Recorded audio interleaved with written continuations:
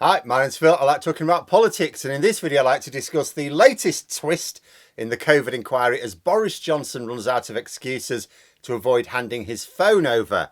It looks like the inquiry will now get all the information they have requested, maybe even this weekend. But first, if you'd like to be notified of daily news and politics, please subscribe to the channel. So, Boris Johnson, once again, mucking about with my schedule, but we must update this. I talked yesterday about his latest excuse of having forgotten his passcode. Fairly pathetic excuse again, but you know, the excuse didn't seem to last very long because it turns out the Cabinet Office had a copy of the passcode in their records. Oh, I'd have loved to have been there when someone told him. Oh, good news, Mr. Johnson. We've got the passcode. Would you mean you've got the passcode? I've forgotten the passcode. Yes, but it's a government-issued phone, Mr. Johnson. So we just checked through our records and we have a copy of the passcode. Oh, do you? I didn't realise that. Are you sure it's the right passcode? I mean, we don't want to put the wrong one in, you see, and wipe all that precious data, which of course is not going to cause me the slightest bit of embarrassment. Oh yes, it's the right one, all right. Yes, absolutely. Oh, well, that's good news. Right then. So there's no problem with handing over the phone now because, you know, we've got a safe way to extract the data and we have the passcode. Yes. Jolly good.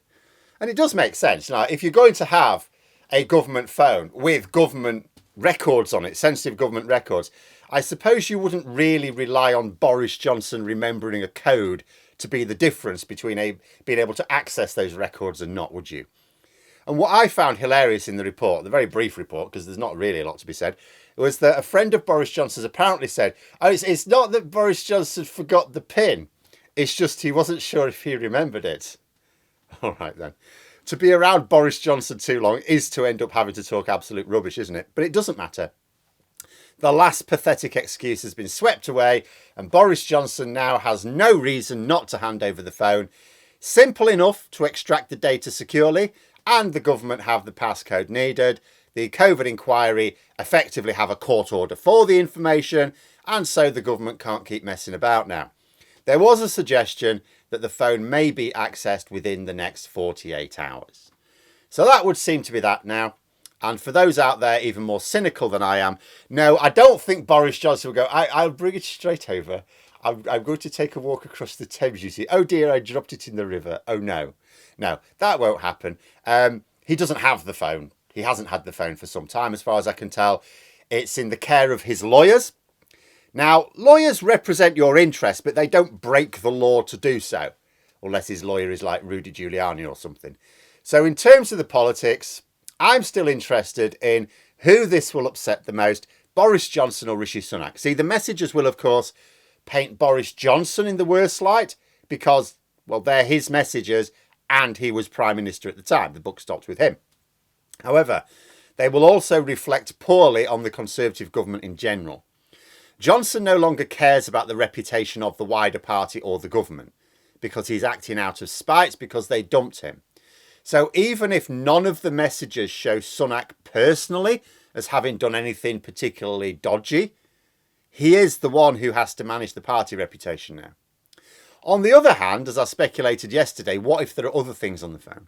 Not related to the pandemic, of no interest to the inquiry, but which the Cabinet Office could go through and raise questions about Boris Johnson's, I don't know, relationship with those who may not have the UK's best interests at heart. You know, it may be that he wouldn't have been stupid enough to use a government phone for those conversations, but what if he did? And there's no suggestion the Cabinet Office will cover for him. Remember, they handed over his diaries to the police when it seemed to detail further lockdown breaking parties. That he is not being investigated for them is down to Met Police corruption, not from within the Cabinet Office.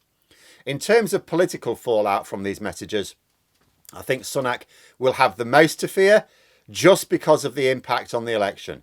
And Johnson may well delight in that. But if there is any potential evidence at all of law breaking on the phone, I don't know, maybe Johnson will have a reason to sweat a bit as well. But the 6-month fiasco looks to be over now. They Remember, the Cabinet Office began asking Boris Johnson for his phone in January. It's taken this long just to get it. Because as I've said yesterday, I've said it a few times before, I don't think Rishi Sunak really wanted that data handing over. But it's done now. All the excuses are gone. So it's now just a case of waiting to see what scandals emerge over the next few months, just in time for the Conservative Party conference. Something else I'll be talking about in the next video, I think. But there we are. Those are my thoughts. Let me know yours in the comments below. Hope you found the video interesting. If you did, please click the like button. And if you'd like to support the channel further, the join button for memberships. And until next time, I'll see you later.